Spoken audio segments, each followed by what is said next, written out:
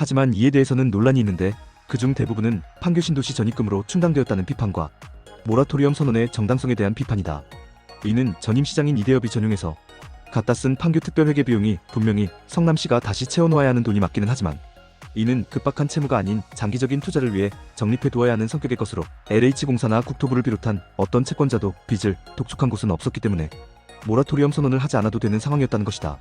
이재명 본인도 2017년 대선 경선 관훈 토론회에서 관련 질문을 받자 일반적, 정상적 의미의 모라토리엄이 아닌 건 맞고 법률상 모라토리엄에 해당되지 않는다고 시인했고 좀 충격적인 방법으로 시민들에게 알리고 재정, 구조조정의 필요성을 공감하게 하는 방법으로 과하게 한 건 사실이다며 정치적, 쇼적인 요소가 있었다고 인정했다.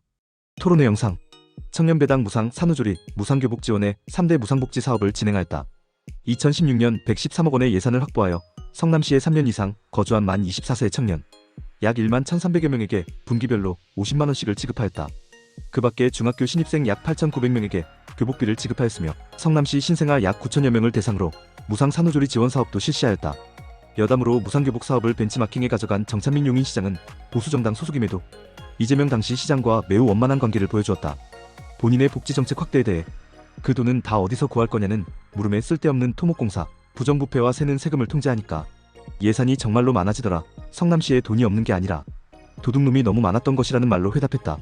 이러한 복지정책과 성남시 부채 탕감을 위해 개발 예산을 축소한 결과 약 2,700억 원의 가용 예산이 마련되었다. 일각에서는 주민세 인상을 한 것으로 알고 있으나 이는 사실이 아니고 2016년 현재도 4,000원을 유지 중이다. 이는 2,100억 원인 서울과 1,500억 원인 용인을 웃도는 수준으로 지자체 중 가장 많은 수치이다.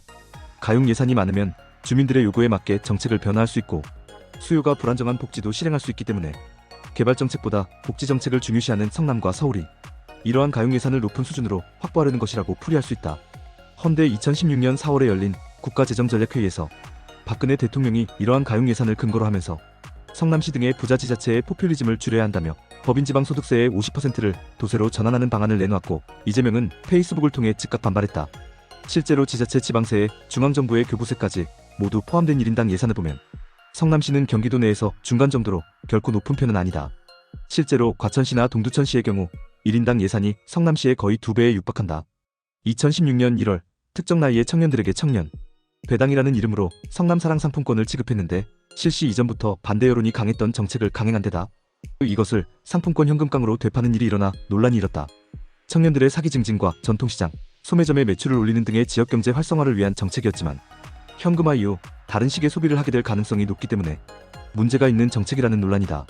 영상이 도움되셨다면 구독과 좋아요